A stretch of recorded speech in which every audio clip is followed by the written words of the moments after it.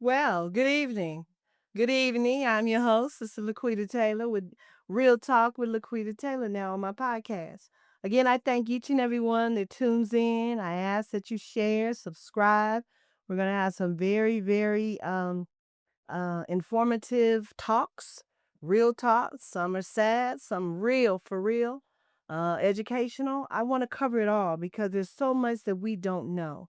And it's not about being negative. It's about bringing hope. It's about letting people know I might have started out bad, but look where God has brought me. It's about that. And so I have all types of walks of life of people that I want to have on this podcast. God is really moving in another level with me. And so I just thank God. I thank God for my team. And tonight, I thank God for my guest, Miss Sandra Young. Is one of my dearest friends.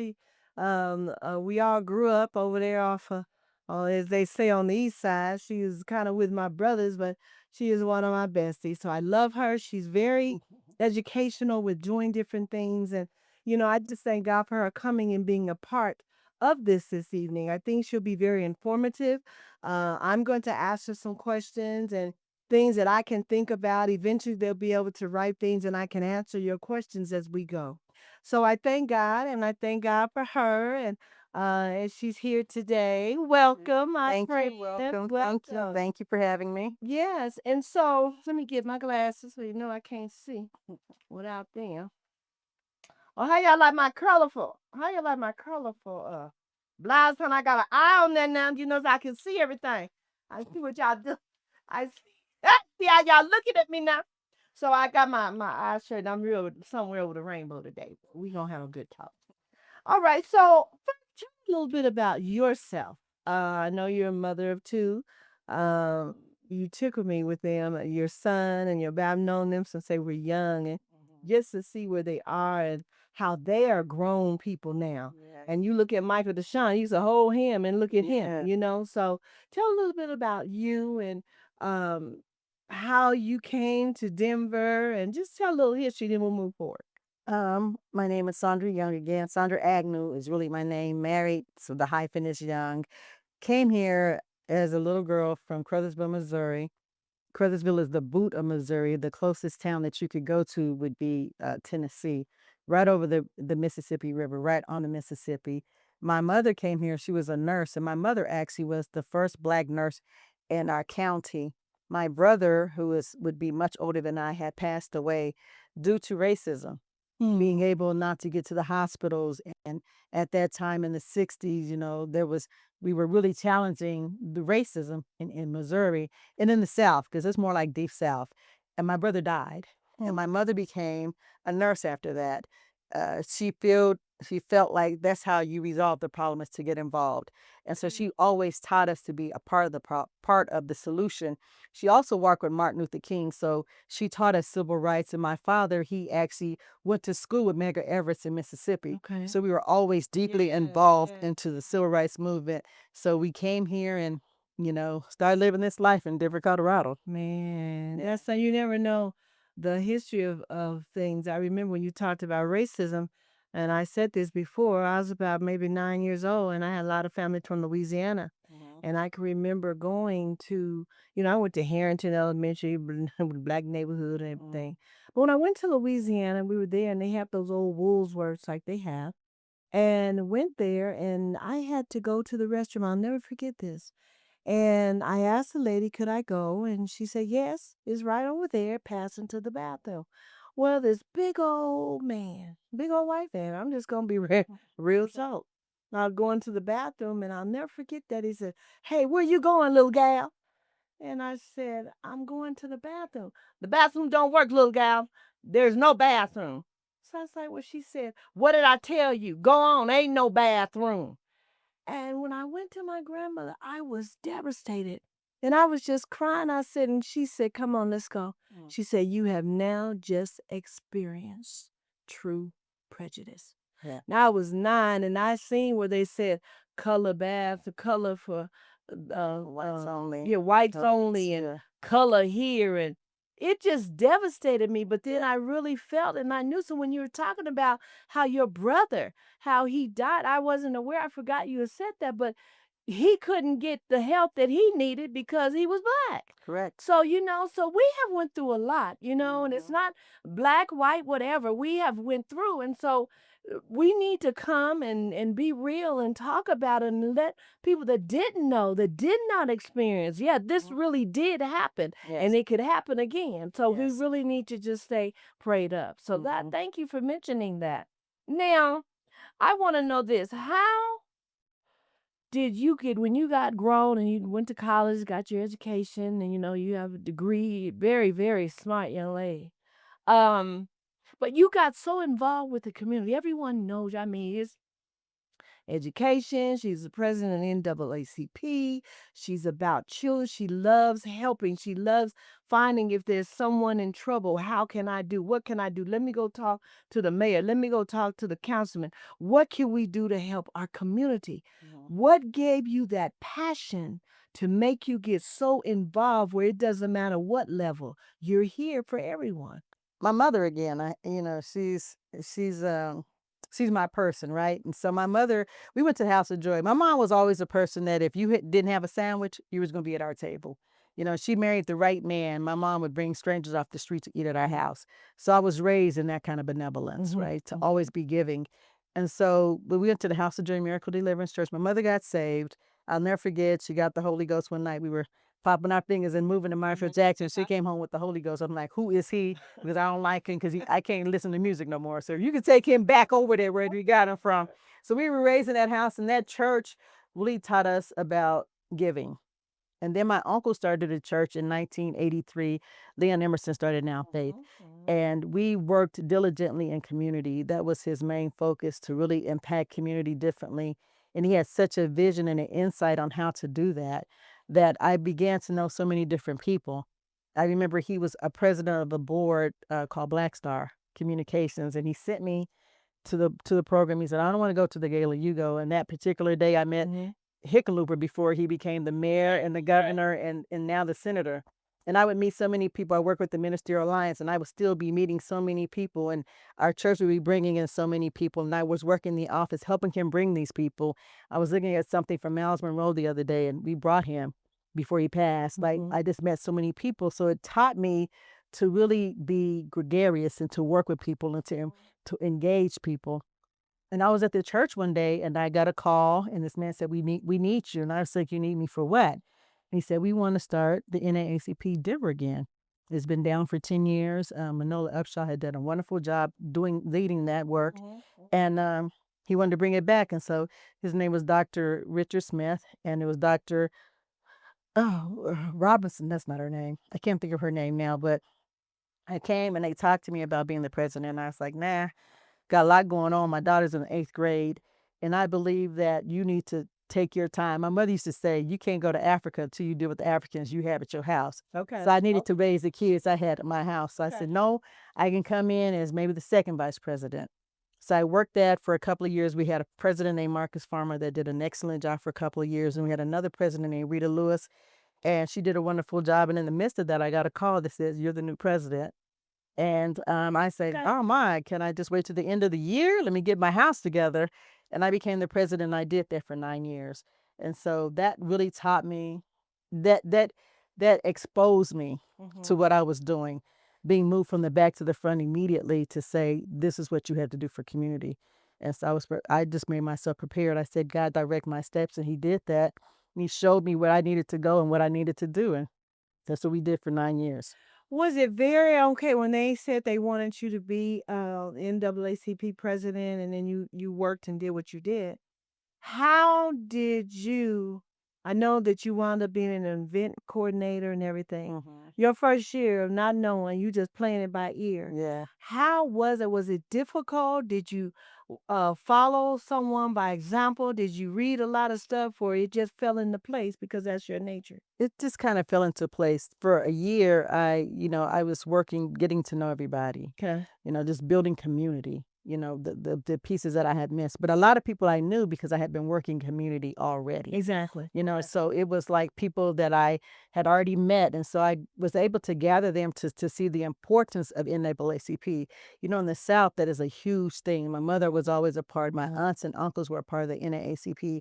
So bringing it to Denver and not seeing it and being a part of that was such I was so honored by that. Mm-hmm. And so I could not let these people in Denver down. People thought I would fail, but I suffered and struggled through it. I promise you I did. But I knew that there was a rainbow at the end of there was a pot of gold at the end of that rainbow. And there was simply a lot of rain. I just had to get to the rainbow. Okay. And so it was community that stepped in and said, "We got you." I called everybody I knew Okay. and said, "We're coming back. I need you to join. It's only $30. Come stand with me."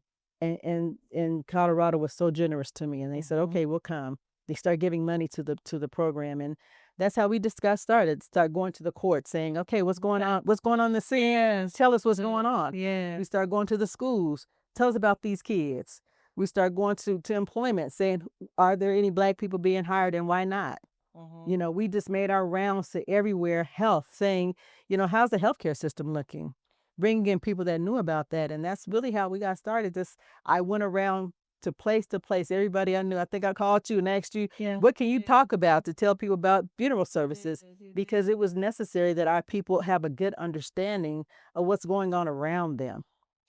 Well, that is very good. But in your process with starting with NAACP, tell exactly what those initials stand for those that don't know. The National Association for the Advancement of Colored People. Okay, y'all heard that. Say it one more time. National Association for the Advancement of Colored People. Okay, so you all heard it, and it's so powerful. But going through that, because I know growing up in Colorado, and sometimes it was rough. I mean, you went through when I remember it was on and cracking when they had us bus to different schools and segregation. I remember that. No, it wasn't like Alabama and Mississippi, but we went through. Mm-hmm. And so I remember that and then going through. But what I want to ask you in that time, I know you went through, did you find yourself in serious situations where you said this is not right and you were so angry where it made you even motivated more?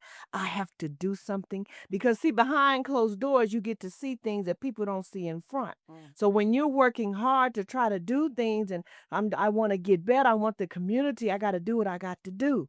Did you go through some show enough difficult times like, whoa, I want to give up, I didn't know this was like this, I had no idea it was so much hatred? I mean, how was that as you grew naturally and you keep going through something, you'll grow more. Experience is the best teacher. How did you get past where I can do this no matter what? Oh, that's a good question. There was a couple of times. I remember one time I got in a letter. One of my good friends, who was my secretary at the time, I got a letter that said, "If you show up tonight, it's going to be on for you. I'm going to kill you tonight at this press conference." And I was like, "Oh my God!" So we were looking for this. I hate to say this, we were looking for this white girl because we knew it was a white woman. So everybody was on alert for this white woman in the audience that could possibly give threat to me. I would get letters in the mail and in my emails that say, Black, So and so, so. yeah, your time is up. It was a very threatening time. And so that's when I began to say on Facebook, stop putting, that used to be the hot thing, like, I'm going to be at.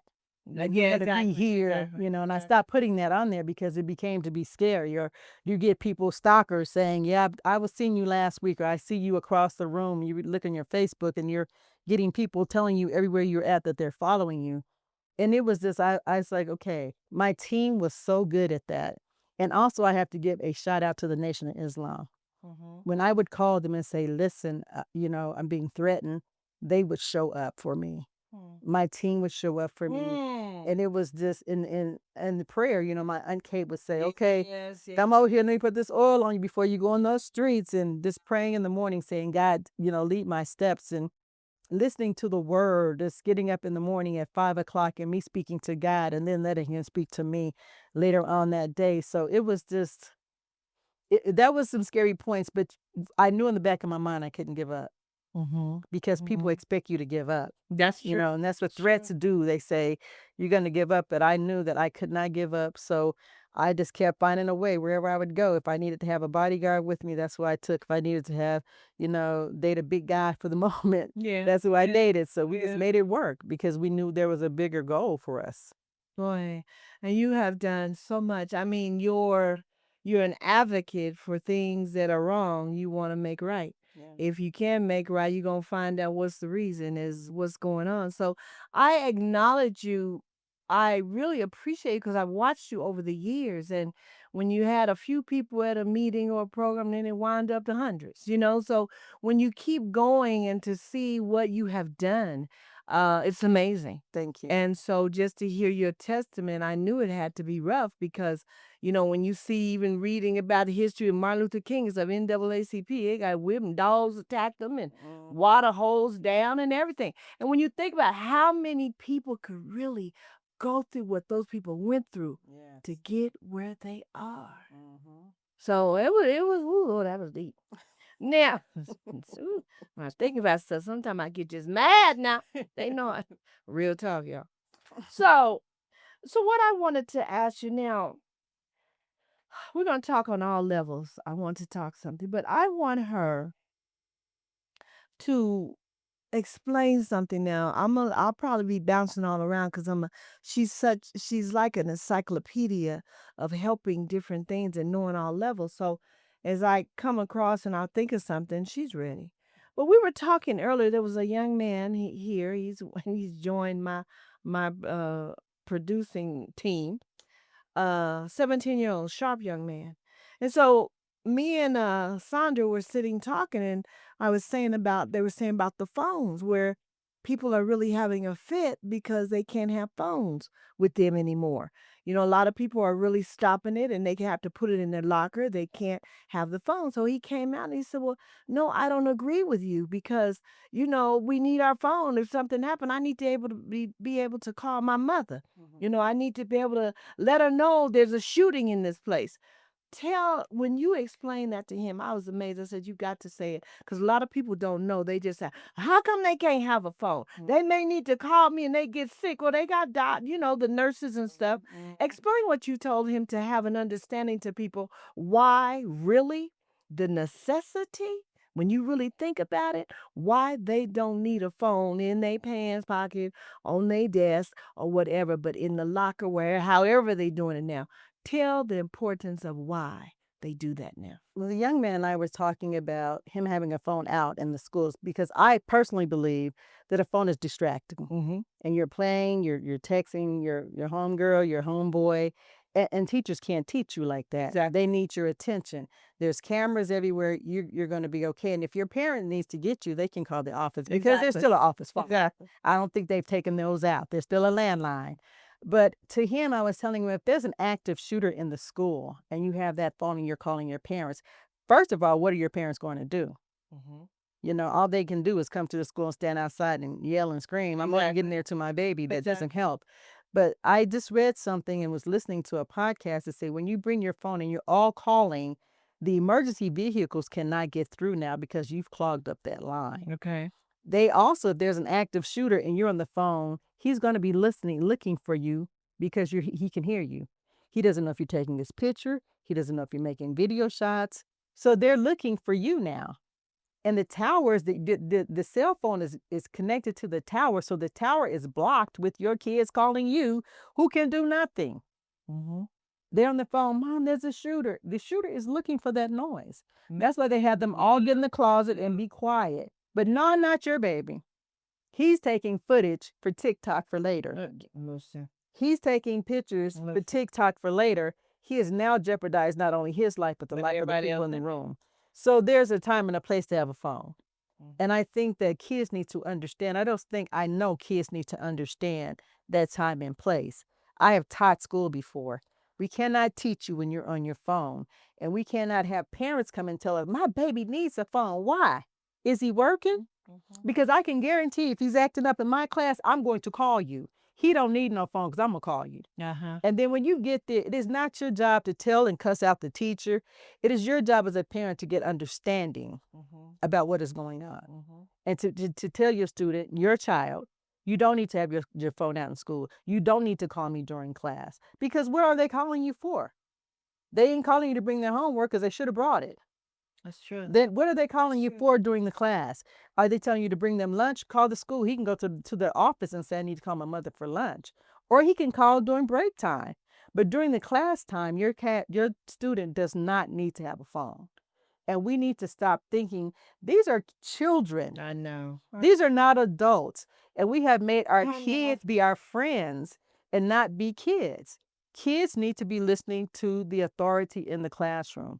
And I do believe that every class should have cameras, not only for their teacher's sake, but for your students' sake. Exactly. Exactly. You know, we see more and more teachers dating students. I don't get it.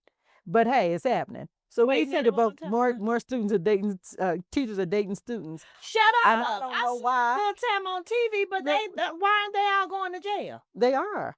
But what would motivate you to date a child? So we do need cameras in the We- classrooms, but I don't think that you need your phone.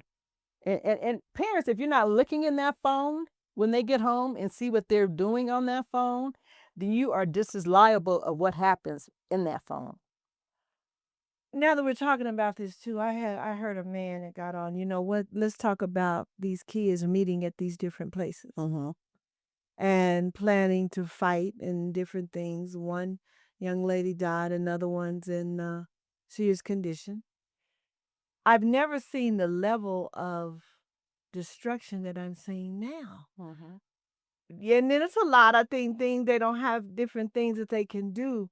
But what they don't understand, and me dealing in death, some people can say, oh, I'm 16, I'm going to juvenile, or yeah, I'm 15 and I'm going to get her. Well, what about you don't know who has what, they're coming. A lot of people never forget shooting, they're stabbing. It's not anything, and all it has to do and I can say this from the funeral business. Sometimes you think, oh, I just stab him in his leg and it'll be okay. I've dealt where they just stabbed in the leg and they got a main artery. And where it was just going to be a fight, they had to go to the penitentiary for some time. It's not when you're letting the enemy is just trying to kill, steal, and destroy. And it just hurts my heart because what's going to happen is going to get out of hand and some kids are going to get killed. I see it. I deal with the different things and I pray, God, please, we got to have peace. God, we need to do what we can. What do you do? Especially with you dealing with the community and the advocates and the different things that you do. From your suggestion, from your experience, what do you think we as the people, we as praying warriors, as they say, we as the clergy and the ministers, and we need to call out for our children because sometimes you don't realize until it happens in your door. And what do you feel that we as adults, we that love our children, I mean, it just hurts my heart for what I'm seeing. What do you think that could be done possibly to start something to help we as a people? What do you think? Well, you know, the African proverb said it takes a village, right? And so when we come as a village, we can make a change. But parenting starts with the parents. You're right. There is no way in our time that you're bringing anything in this house that is not looked in. No book, no bag, no purse. There's no door shut because my mother would take the whole hinge off the door because ain't no doors being shut in this house. Oh, I remember that. Yeah. They'll take it off. I remember one time I told my mother, I'm running away. She said, why run when you could walk? But while you walk and take them shoes off because they belong to me. I bought them shoes. Yeah. So our parenting skills have stopped, right? Yeah. So we're not looking in the phone, seeing what our kids are typing, who they're typing to, who they're hanging out with, where they're going. When I hear kids out at 15 at 1 a.m, why? Curfew is at 12, isn't it? Why is your child out at that time? Why is your child on Facebook and Instagram and TikTok? I'm sorry, they're not on Facebook. They're Instagram and snapping, TikToking and snapping things are inappropriate. How come you don't know that? You pay for that phone And even if they pay for that phone, they're under your roof. So we have to start there, right? Parents have to start parenting. And life is not s- uh, uh, a reality show. And I think most of us have gotten to the mindset that we're in a reality show. No, We're love and hip hop. We're Atlanta Housewives. We're married to medicine. But we have got to start parenting. Parents need to know where your kids are and who they're talking to and what's in their book bag. You're not going to bring a gun in my house or make a bomb in my house and I not know you're doing that. And then it comes to the church, right? There was a time that the church would go into community. Now churches have become organizations, nonprofits, right? They dwell in money. They don't dwell in just doing the work. I remember Pastor Emerson, he got a bus. And every time there was a shooting, he'd get all these pastors on this bus and go to that land where they shot. They had to pray. That's true. And we would walk up and down Colfax Street and talk to prostitutes and drug addicts and say, God, Jesus is the way. There's an answer for you, and it's Jesus. God is the answer, just trust him. But we're not that anymore. We become, if you're not paying us, we can't come. If we just don't want to get our hands dirty to be in this work. But when Jesus came, he said he came for those that were lost. And he went to the places people didn't go to. You sure know. He said he went to call Zachariah, who was a tax collector. Tonight I'll be at your house. And people said, oh, no, you can't go over there. He didn't come to see the meek and the mild and the beautiful, right? He came to see those that were really not having a good time. And we have got to get back to that. Wherever we go, we have got to share the good, glad news that he lives and he saves. And we have gotten out of that. So that's where the church is. And every child, I know some of us say, I don't have any kids. My kids are grown. My kids are grown. But it's still up to me as a community person, as a watcher, as a legacy person in my community to know where my kids are, to know where the kids in my community, what they're doing, how they're thriving. COVID did a big job on our children. It did. We look in 2020 where kids didn't have the ability to connect with one another. And I was reading a book this morning on conversation. And the fact that kids could not have conversation with each other is depressing. I know. They didn't have fellowship. That's depressing. That was depressing for men, women. But just imagine a child not getting to go to prom. You've been waiting your entire life to I go to know. prom. The prom is so big, and now you don't get to go, or you don't get to have a graduation like everyone else did because there's COVID in the land, or your friends don't go to homecoming. None of that gets to happen for you. Yeah. So just think about that, and then think about those that experience a digital divide that did not have the network to get on. Those kids did Yes, ma'am. nothing and they couldn't go outside to play. So we have a group of kids that are still suffering from that. Wait, You let's know, go a little further. It was the highest rate of domestic violence, yes. murders, Mm-hmm. sexual abuse, raping of the children. Mm-hmm. Children didn't get to eat. Mm-hmm. You're stuck in the house. Maybe you have a dad that's a fool Mm-hmm. and he beating you because he's mad he can't go anywhere. And then the poor wife, bless her heart, Mm-hmm. we as mothers, we try to hold on and protect, but you got a maniac in there. Everybody going crazy. Everybody. And it's sad when you look and think about it. And we had kids, they was killing themselves young. Mm-hmm. And so when you think about that, so it just, when I see this and like us growing up, I'm 65 and growing up, it wasn't like if we fought, we may have fought, but the next day we say, yeah, man, what's the heck? Girl, you make me sick. But we still made it. Now these folks, and what's sad, when you die, it's over. It's over. There's no coming back. There's no, maybe you want to say you died and say, I want to hear my mama. I want to see my mama. And mamas know, and when you close your eyes, none of us know how it's going to be when you die. People die and they go out for a minute.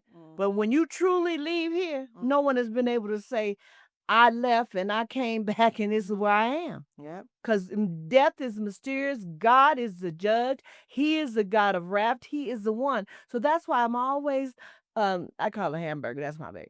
Sandra, but we got our nickname. I'm Hamburger One. She Hamburger too. But when we hear about the different things, and it's so sad. And so what I wanted to piggyback on that, because I know we was meeting 5 people at a time. Mm-hmm. Folks should have had big funerals. Yeah. Only 10 people. Nothing. It was Mhm. horrible. And I remember when it was 2 years of everything that was going on, and God told me to take my blessed oil, Mhm. and I anointed my staff. Mhm. and those 2 years, not one of them got COVID. Oh man. So I was thanking God, but how many people died? Yeah. So we have to acknowledge and know the fact that God is a merciful God. Mhm. He's a God of mercy and he's a God of grace, but he's a God of wrath Mhm. and then judgment. So all this different planning and different thing, because these police are not playing no more. Yeah. They're ready. They're scared. People scared, and so I'm putting up my my fist, my worry, and you're worried.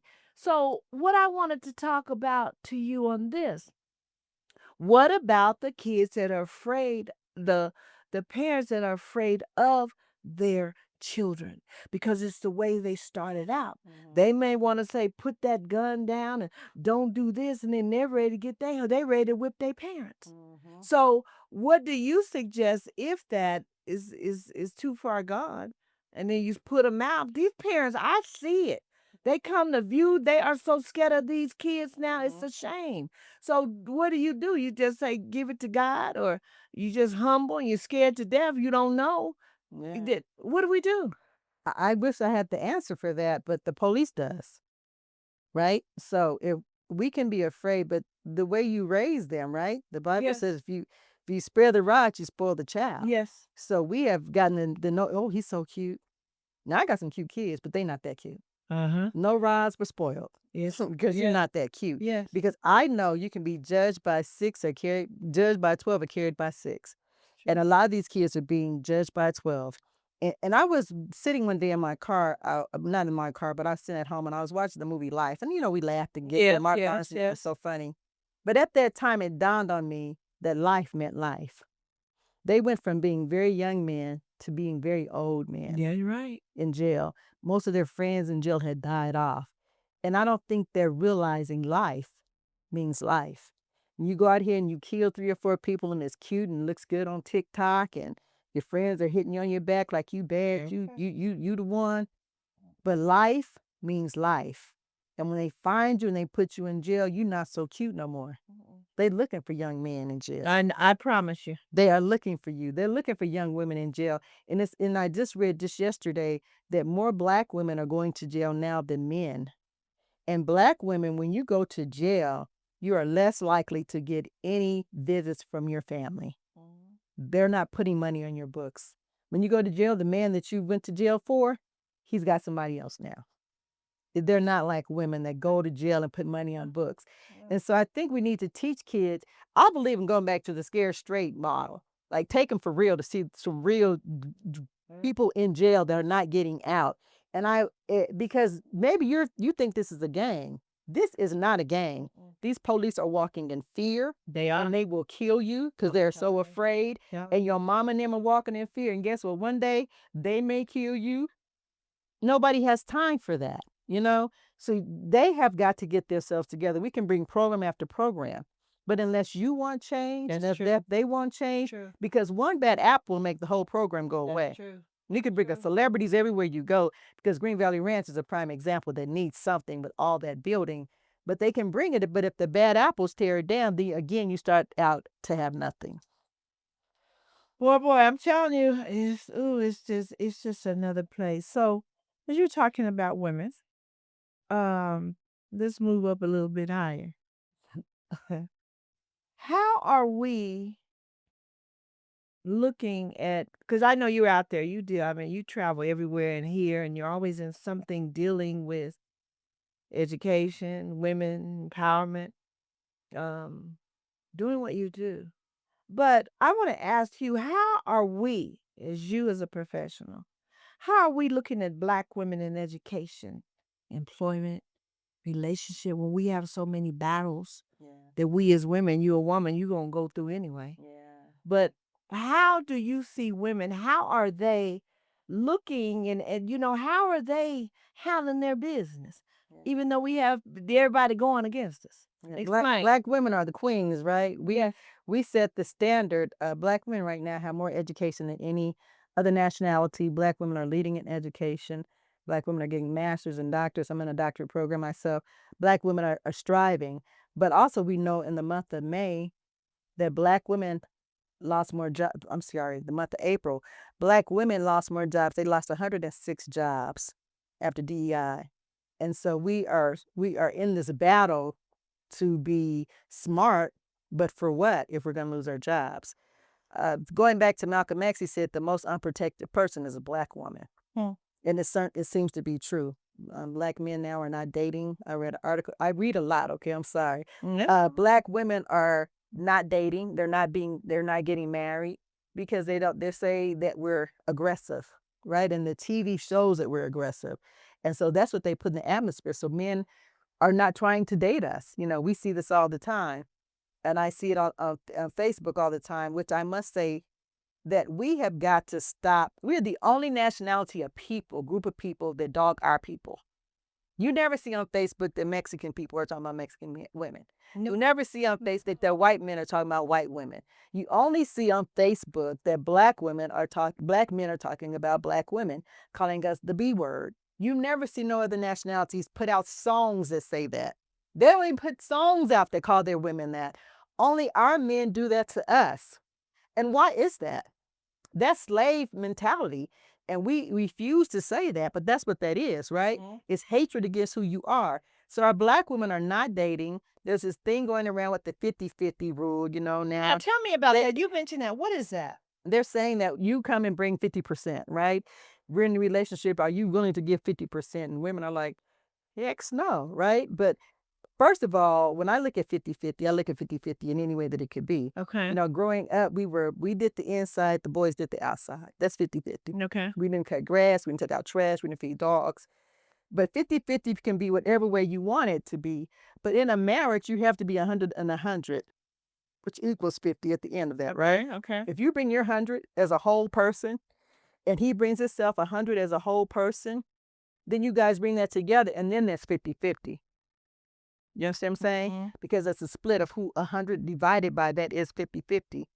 So now we bring our whole selves. So we have got to stop this thing. And I don't know if it's the time and the money and the energy, because my father never said to my mother, you need to pay no bills up in here. I just never heard him say that. Mhm. My father took care of our house. He paid the bills.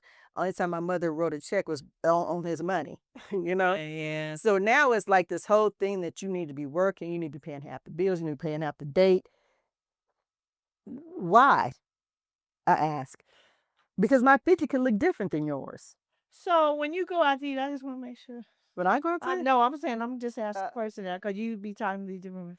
So you going on your date and you having a good time, and you're having it most of the time. You went out with a man, he was gonna buy your dinner. yes. Um, have a nice evening, whatever. And now sometimes you can get hooked to every time I turn around, I got to pay for her dinner. Well, she could pay for mine sometime. Mm. But that's not 50-50. That's like, Mhm. okay, she could pay for mine sometime. But when we were coming up, men, that's what you were dating. He was going to make sure that he took care of you. So what I need to say, I need to ask you, is it like we're going to dinner and, baby, you going to pay half, me pay half? Are they saying that? Yeah. Girl, shut up. Well, I've been married 30 years. They ain't saying it to me because I ain't going with nobody saying it to me. Because I'm not, but it's the whole concept of you need to be paying half or something. And I told someone the other day, I said, when Adam met Eve, he gave her the world. Okay. He gave her the entire world. He didn't say, you gotta, he gave her the world, right? Mhm. All you have to do is be my woman. Okay. So where do we get in that we deserve anything less? This guy said, what are you bringing to the table? I said, well, I'm going to tell you like the Bible says, he prepared the table before me in the presence of my enemy. He makes me bring nothing to the table when he Okay. prepared that table. Okay. I bring me and I bring integrity to the table. Okay. You don't invite nobody over and expect them to bring the meal. No, If I invite you over, I got the meal, right? that's true. All you need to bring is bring you to the table. So I don't know where this is coming from. And I don't see that anywhere but in our community again. Why do we get caught up in these things that no one else is doing and make it our fad? As a man, why wouldn't you want to provide for your home? Why wouldn't you want to provide for your family? And not saying that women are riding on you, because I disagree when I see these young girls telling people they can't eat at the Cheesecake Factory, and they can't eat. You're a child, you eat at McDonald's. Somebody invites you to McDonald's. We kids, we go to McDonald's, we enjoy ourselves. It's more about the enjoyment. But as you get older, and we're both in our careers, than me ask you telling me that, I gotta pay 50-50. But like I said, I do disagree with these women are like have these expectations and they have nothing to go with those expectations. Exactly, I don't exactly. expect you to take me over to, I can't go to cheesecake. Why not? You've been going there. I tell people, don't try to get nobody to take you no place you can't take yourself. That's true. That's true. But I think in relationships, we just have to be really honest with where we're at. Like, are you going to be a provider? Are you going to be a protector? And a provider and a protector does not mean that I want all your money Mm-hmm. because I have to get something. If you wash, I'll fold. Come You know what I'm saying? come on. If you cook, I'll clean. Exactly. That's how this has to work. And I just want us to start seeing that as women because we're being left behind. Everybody else is dating and marrying and mating, and we're being left behind. Black women have the least amount of babies. We got to start mating. We want to. And so the way that we got to date, we're gonna have to start watching these. We can't. We are not Portia on whatever show she's what is she? Housewife of Atlanta. You're not her. Yeah. You're not the girls on Love and Hip Hop. You don't throw drinks in people's faces. Like, where do we get You get this your from? hotel beat and Whole pull up in Somebody the said you get that yellow tape, that little cotton ground around you. Keep on fooling with these people with all that crazy stuff. yeah, but thinking they can get away and do things. This and is they're not so caught TV. up in TV. Yeah, this is real life. And you throw a drink in somebody's face, whatever happens to you, be prepared. I'm telling you. People not playing anymore. They not. And like I said in the last, I mean, there's so much evilness and hatefulness that I have not, in the last 5 years, Sandra, it has been horrible. In the last 5 years, there's no respect. Hardly when I've never seen so young men walk, they never smile. You can barely get a hello out of them if there's a hello. There's no kindness. It's just, it is what it is. And it's so, and I pray all the time, but I can't say that it's too late, but then I can. We're so far gone now in the hatefulness and the selfishness and the calling everyone names and just ready to kill. And one thing I need to say this. We're dealing with the enemy for real. When a person says they're going to kill you, believe it. If they keep saying I'm gonna kill you, and another thing I need to say this, and when you brought up Facebook, have you heard about all the women and different ones? I feel so sorry. Talking, they TikTok God, you can get on and do anything. Facebook, you want to tell your business. And I tell that it's different when you say, like you giving a testimony or whatever. But now they want to get on and say, yeah, he had an affair and he was doing this and this and another. And that young man, when he was talking to her, he said it. Get off my live stream. I'm going to kill you. And she said, he's mad at me like that. He said he's going to kill me. And you could see her face turn. Because the devil's not playing no more. Forget the people, that person that did things, a lot of times he didn't even know. I've heard of black eyes. I've seen black eyes. My brother had black eyes. He was going to kill one of his girlfriends one time, and I hauled out his name, the Harold High C. He was a fool chatter. And when I hollered, he snapped out of it, but I seen cold black eyes. Had I not hollered his name. And it's worse now. And so, y'all, when there's something, if you're in a relationship and he done did something and you want to get on and tell the world, because I found this out. Once they get on social, like I've had where people been on, and I had to call a coroner's office because the family had seen something, and they were wanting to know, was it something they can pull off? They said no. Once it goes on social media, you can't. It's like wildfire because they share, they share, they share. Yeah. So these parents had to sit and look at their child how they killed him and he was on the floor. So you all, we're in a bad time. We just need to learn there's a time to speak and there's a time to be quiet. Yeah. And these babies are dying on Facebook. Yeah. Folk going and they shooting them, and you see where that man had his 5-year-old and they chased him down, killed him. We're in a bad time. And so you all, as they say, love and kindness have drawn thee, but some of these people don't even know how to love. They've never been loved. And it's so unfortunate. So we just have to pray for God to move and do what he does because you're so right. But I do want to just a few more questions I want to ask you. Um, what do you think? Because you know, kids are really your thing. What do you think are going on with kids today with the mental depression and so much anger that they have towards every they were young? Hi, they don't even say hi. They ready to shoot you. Yeah. It all goes back to that Facebook and that isolation, right? I'm going back to just being isolated. Just imagine when you fought in school when you were 12 and you got beat up. You was just beat up, right? The kids at school laughed at you. Quita got beat up yesterday. But now it's on Facebook and I've shown that, right? So now, like to your point, you've hit 1 million people with Lequita getting beat up. So now I'm embarrassed. I can't go back to school. I commit suicide. Or I'm so embarrassed I got to kill her tomorrow because she's embarrassed me. And so it goes back to us just limiting their time and it goes back to the church to what you said, like our job is to reach out, you know? Sometimes reach in before you reach out. Reach into these babies. What do you need? When you see them, if they don't speak to you, I went to the doctor today and the nurse wasn't speaking to me. And I got in there and by the end of it, she was cracking up and I was like, because I have joy. This joy that I have, I'm gonna give it to you too. You're gonna feel this joy. You're gonna feel this love. When I talk to young people, sometimes they look at me like I'm crazy because I used to teach school. And I've told you, some of these kids, whoo they'll make you hang up a profession. I'm here to tell you, you'll quit teaching tomorrow with some of these kids. But you have to go in with, I'm going to change them. Because some of them are not getting love at home. Some of them are not getting peace at home. Some of them are struggling just to survive every day. You know, their parents are struggling. Their mama's working 3 jobs. Daddy's incarcerated. He's out. He can't get no job, right? He can't get a job because that's on his resume. He got a lot of stuff going on his mind, right? It's hard for him. But it's up to us that are in the church to say we're in the church to provide love. For our faces not to be scrunched up all the time. How are you bringing somebody to God and you got your face scrunched up? Let the world know that he saves and he's a loving God. No matter in your neighborhood, if you see kids, I talk to kids in my neighborhood walking by all the time. Hey, how you doing? What's up, little brother? Because I want them to know I see you. And I want you to know I really do see you. Don't come to this house doing nothing crazy because I saw you. I talked to you yesterday. Okay. And I have talked to people walking down the streets. And I met a guy just a couple of weeks ago. He was walking from the bus stop by my house and he was asking me about my car windows. And we started talking. He said, I just moved here. I need a job. I'm like, give me your number. The next day I called him with some leads. Like, here's some jobs, brother.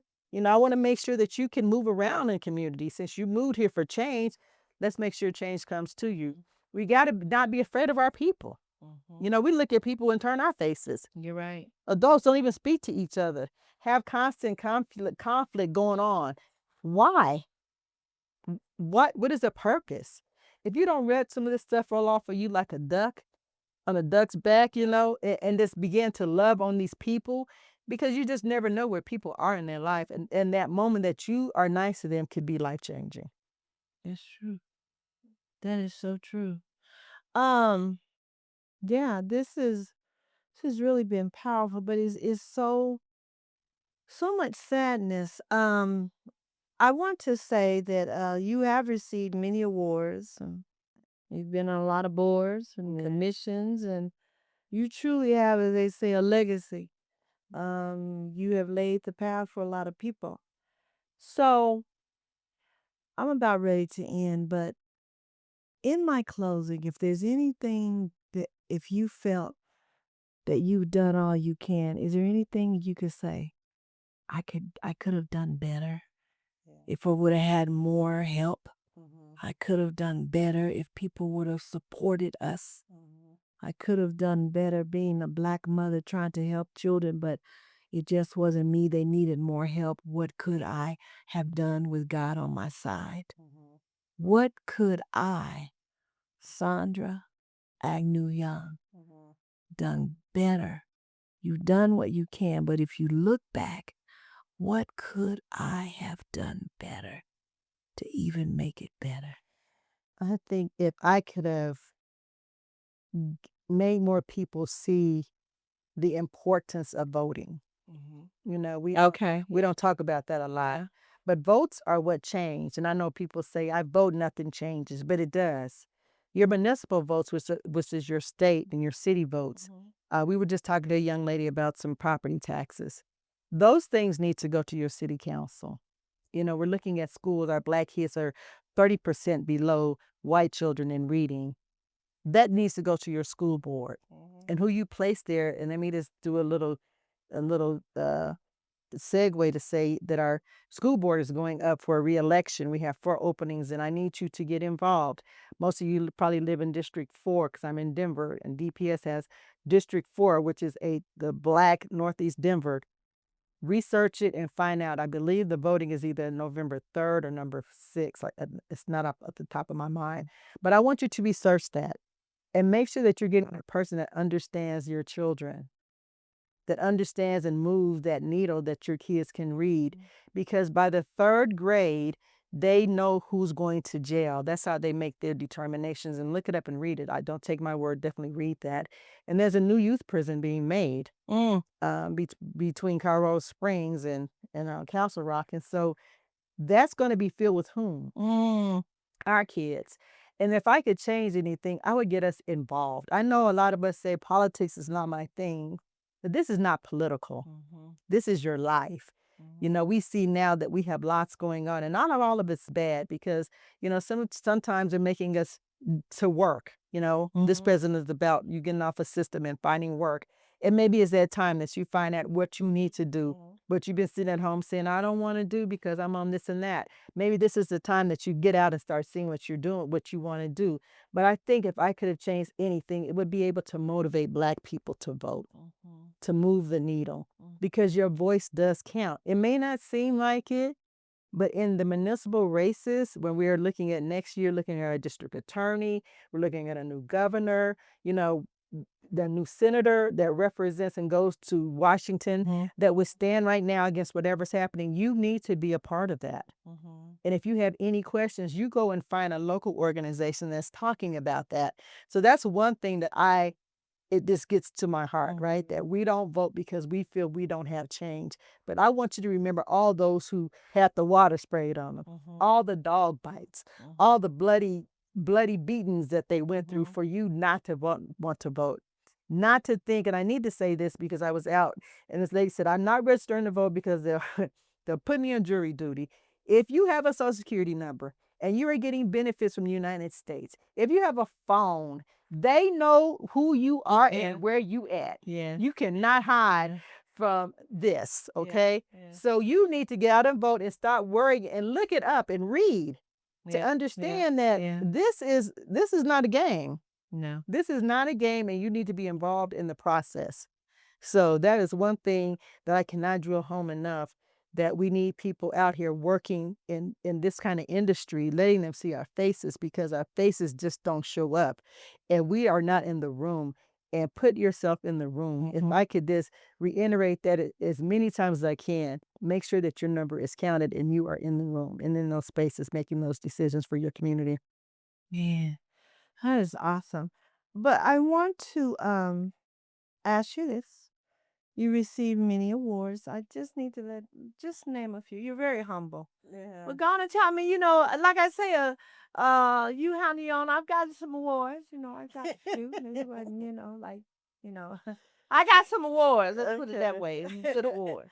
But tell some awards of what you have done, what you have accomplished. See, because what my program is about, if she did it, I can. Yeah. I may have had a rough life and did everything, and people said I wouldn't make it. But with God and being focused and reading and learning and experiencing life, but knowing I don't want to go the wrong way, I want to go the right way. And if those women made it, what can I do to make it? Yes. And your testimony of saying, and I tell people, it's not, when you give your testimony and you're talking about the goodness of the Lord and you're talking of where you've been through, you had a test to have a testimony. You come through to come out. So people always want to, sometimes, if you want to talk about it, talk about it. But you don't have to say, oh, well, what they going to say? I don't care what nobody say, because I know when I didn't have nothing, Jesus, and cancer and everything else that I went through, it was me and God. Yes. God kept me. When I had people love me, but I had some hate me, but I'm learning in my life, you got to let it go. I'm learning that you have to learn when to speak. Mhm. Cause I was one, I go right to you. Mm. What did you say? What? But then you act Yes, right. you would. Yeah, come on, tell it now. Go on, tell her what they call me on the east side. Tell her what my name is. Go on, tell her. Be What is real. your name on the You east call side? me queen of the Oh, I call. what's Oh, it called? she What's it called? she queen of the hood. Yeah, tell her I'm queen of the hood, honey. She won the Miss Katie K. When the Queen was about 19, she was like, was you about No, I 19? was 30, girl. Oh, we didn't know. We thought she was young. She had that little mink coat on, that little rabbit honey. fox, and we just, ooh, we was like, ooh, Sean, her brother Sean and I grew up together, and I was like, Sean, your sister is a Miss Katie K. Oh, he said, yeah, and they gave her a mink coat. And I Girl, said, that was a mink fox coat. coat, but it was pretty. But I'm just saying what I'm saying. But they called me the queen of the hood now. And I took that with pride, girl. I don't never, I always bring up the east side. I don't never want to forget. If I go way up, I don't know where God's taking me now. Wherever I go, I will never forget where I came from. Yes. Because God has been good. We have a bedroom that we got. And I'll say this and we're going to wind down. I have a bedroom. Me and Michael were, we had a Karen we just starting to make money. Mhm. And we bought that, America First, they got the little, look like marble beds and stuff, girl things. Some of it done peel like a scab. But it's pretty, pretty. All you dresses up, girl. But I keep it because it reminds me Mhm. of when I had nothing. Well, I ain't just like, you know what I'm saying? Mhm. We just starting to care and touch. But it reminds me where I came from. I never want to forget. I don't care what. Oh, it could have a bad house, but you going to go in there in that room. You going to see that peel look thing look like marble. But that's who I am. Real talk.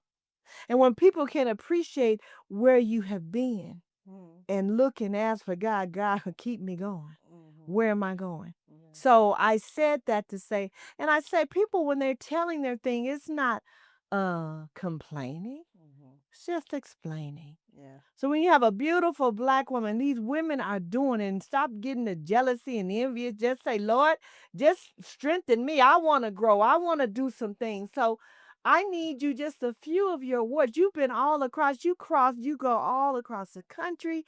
You're helping everybody, and hard work pays off. If I can't say nothing else, hard work pays off. You have to crawl before you can walk. Nothing good comes easy. So yeah, it can come easy. You get selling drugs and everything, and go to penitentiary as you like, or you was making easy money. But when you work hard and trying to do what you need to do and trusting in God and doing the right thing, when they said you wouldn't make it, what God won't do. So Uh, talk about some of the things. you recently, I received an award called the Wilma, and it was from Dr. Wilma Webb for leadership, and so I was very impressed with that. I know you It was were. a beautiful award, and it came through the Best Success Summit, who does economic development. So I received that award, and she and the Honorable Mayor Webb chose me for that. Me and my cousin Bianca Emerson, and so I was thrilled to that. To Laquita's point, I got an award in Georgia last year. We were giving away scholarships, and we were able to give 2 scholarships away to some kids in Atlanta. And so I got an award for taking it to the streets of Atlanta and being able to send those kids to HBCUs. I've been in the urban spectrum for Who's Who to Watch Out for the Year. I've been in the Who's uh, book. I've been in the Leading Women National Catalog, and I've received the MLK Award before. I've received award from the Delta Sigma Theta, who I am a proud member of. But I got an award for the Deltas for their Black Women's Program. I've spoken for them like 3 times, and so that's an honor that they trust me with my Soras. I've gotten an award from the Black Women of Political Action just for the work that I've done in community, just to name a few. So I'll stop there because I really don't like doing this type of thing. But God has been gracious to me, and I'm so thankful to Him. He takes you from the back and move to the front. And if you're just faithful, Come on. He'll make you rule over much. Come on. And so I've always been just the person I just want to serve That's all at the right. end of the day. And I just opened up another nonprofit called Cairo Council for Urban Development. Shameful plug in here. And I also have a marketing company called Sky Media Marketing. And so we are amplifying your voice. So look us up. Facebook, Instagram. We have something big coming out on August 25th. Look for it on TikTok and everywhere else. I won't spill the beans yet, but I'm excited about where God has brought me to. So let me ask you this. What exactly, just without saying a lot, what type of business are you going to be doing that you're opening your own? You taking it another level. Yeah, Just a little we bit. started a doggy tutu and t-shirt line. And Okay. so it's we believe it's going to explode. I don't want to give the name of it right now, Oh but no. we believe that it's going to be something successful. We ask that you go with us in prayer Yeah. and agree with us, decree and declare that the things that we touch are going to work for our good, because as I pray every morning, I don't look for wealth just for myself. Come on. I look for wealth to help Come on. others that may need that. So we ask you just to go into prayer with us and agree with us that what he says is going to come to pass. Because I asked him one morning, I said, God, I don't need a good ideal, I need a God ideal. And the next morning I woke up and he gave me a God ideal. So I believe this is all him and I'm ready to go forth with it. He'll do it. You know, God will not give you a vision Yeah. without provision. Mhm. He's really in it. You can, oh, I was asleep. I'm great. You know how I am. I was sleeping. Man, She just goes. close. I'm great. You know I'm in it because I'm talking silly now. You could be asleep. Oh, you been clowning and everything. You go to sleep. Might have been a little tipsy. Oh, God gave me a vision. He wanted me to build a spacecraft. Now you know God ain't told you about building those airplane or nothing else.